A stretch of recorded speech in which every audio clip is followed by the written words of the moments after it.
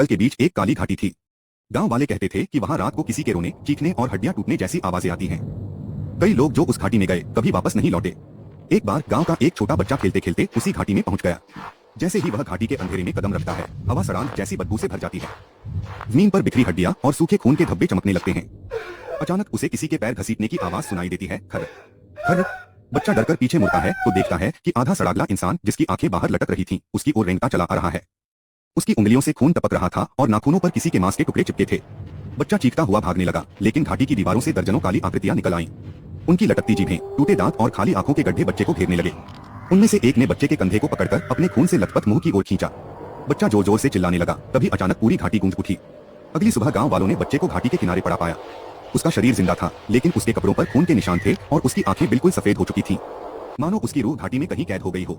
आज भी जब रात होती है, गांव के लोग कहते हैं कि घाटी से उस बच्चे की चीखें अब भी सुनाई देती हैं।